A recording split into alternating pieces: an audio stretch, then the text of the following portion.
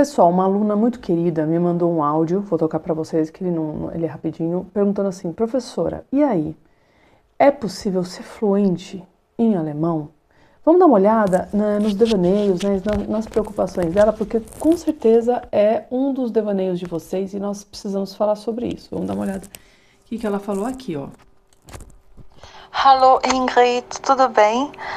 Ingrid, deixa eu te perguntar uma coisa. Eu estava estudando aqui e eu tenho essa pergunta na minha cabeça já há um bom tempo, mas agora eu falei, vou perguntar para Ingrid. É possível uma pessoa se tornar fluente no alemão, mesmo sem nunca ter morado na Alemanha? Porque eu fico pensando, né? Isso, vou explicar o porquê da pergunta. Porque a gente só estudando, a gente adquire muito conhecimento, né? Eu agora estou fazendo curso de gramática, então estou aprendendo a parte gramatical, beleza. Mas eu vejo que a gente aprende muita coisa e a gente usa muito pouco, porque no dia a dia a gente usa o português, né? E a gente não tem quase ninguém para falar em alemão, então a gente acaba não usando o alemão. E muita coisa às vezes vai até se perdendo, né? Como eu já tinha falado para você, a gente acaba esquecendo por não usar, né? Então eu fico com isso na minha cabeça. É possível uma pessoa morar num outro país, igual a gente aqui que mora no Brasil, estudar o alemão, chegar ao B1, B2 e ser fluente, mesmo sem morar, mesmo sem usar, sem morar na Alemanha? É possível eu chegar a esse nível de ser uma pessoa fluente na língua alemã? De forma até de poder trabalhar com alemão e tudo, mesmo sem morar e sem usar todo dia, sim? Então vamos lá a resposta. A primeira coisa é sim, claro. Mas vamos começar. Primeiro quesito, o que é ser fluente? Muita gente confunde ser fluente com falar perfeito ou falar como nativo, tá?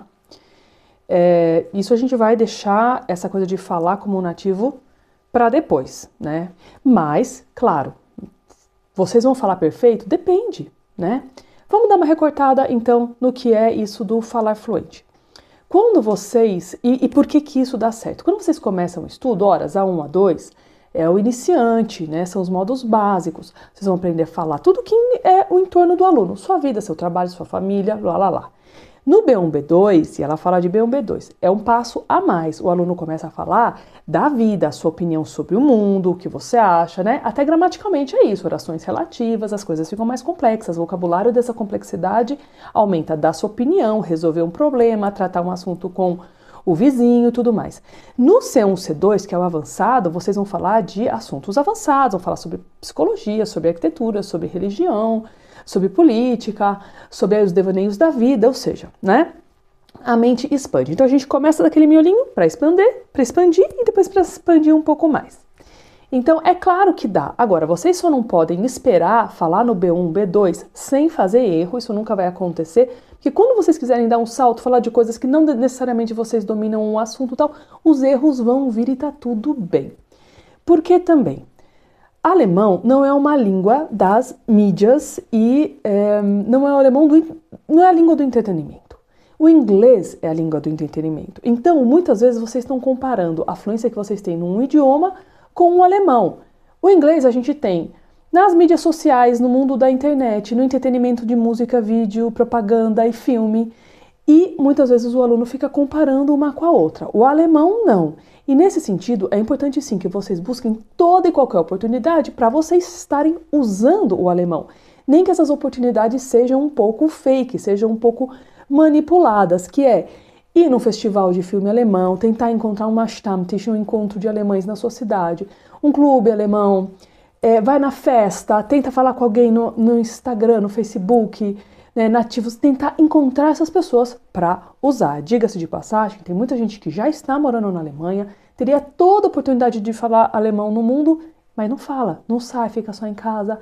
Casou com um alemão ou alemã, mas fala inglês, não usa essa oportunidade, o que é muito judiação. Então, transpor isso, de começar a usar de forma efetiva com alemães, é muito importante. O terceiro ponto é aquele que a gente acha de forma instintiva, e aprender idioma não é instintivo, gente, é ciência, tem técnica, muitas vezes vai contra o que é o instinto de vocês, de como a gente aprende. Mas a gente acha que, vi esse tema, aprendi esse tema, pronto, vou falar, vai vir na minha boca. Não, é o primeiro passo, é o passo da consciência. Depois disso tem o passo do uso que o livro traz, do uso de um determinado tema que vocês já conhecem, depois de um tema livre.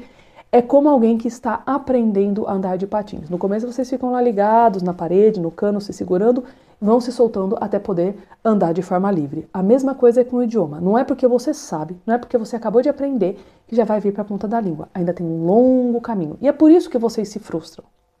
Vocês se frustram porque não é tão fácil como aprender as outras línguas, principalmente com o inglês, e muita gente compara com o inglês. Não é tão fácil porque não é instintivo, não é porque eu aprendo que eu já vou sair falando, e porque muitas vezes vocês querem falar sem errar, e não dá para falar sem errar. E aliás, o erro é o caminho do acerto. É errando que se aprende. Gente, vocês não nasceram sabendo. E nesse quesito, eu vou ver um outro áudio dela, que ela fala assim, mas eu tô no A1, mas eu queria já falar de tal coisa e não tenho vocabulário. Exatamente. A gente vai precisar passar pela frustração. Eu não consigo dar uma pílula pro aluno e o aluno, sabe um monte de vocabulário ao mesmo tempo. É uma coisa gradual. No começo vocês vão aprender sobre comida e bebida, roupagem, cores, fazer compra, sua casa, falar do passado, falar de uma viagem. Ainda é coisa, né, pequena. Não adianta, vocês não vão entender as notícias autênticas faladas em alemão. Ainda não é o vocabulário de vocês, tá? Vocês ainda não vão conseguir comentar a arquitetura do Niemeyer junto com alemães. Então, assim, vão aos poucos, tem que ter paciência e tem que ter uma aquisição robusta desse vocabulário. Fazer treino, não adianta, eu falo sempre, é uma regra que ninguém, por mais que existam aplicativos, coisas online, falar é lembrar e lembrar é repetir. E de vários aspectos, com vários tipos de sentidos diferentes, né? Treinando todas as nossas capacidades, ler, ouvir, falar, escrever, junto de gramática, junto de cultura. Tudo isso é aprender um idioma, né, gente? Então, assim, falar fluente, com certeza, não é? Gente, eu tenho muitos alunos falando fluente no B1, no B2, trabalhando com alemão, conseguindo se virar. É falar perfeito? Não é. É falar como um nativo? Não é. Mas é falar alemão, gente, pelo amor de Deus, né? Não se prendam por isso, por medo do erro, por querer falar como um nativo e não conseguir, tá bom? Fica a minha dica de hoje. Dá para ser fluente, sim. Então, vem aprender alemão de verdade.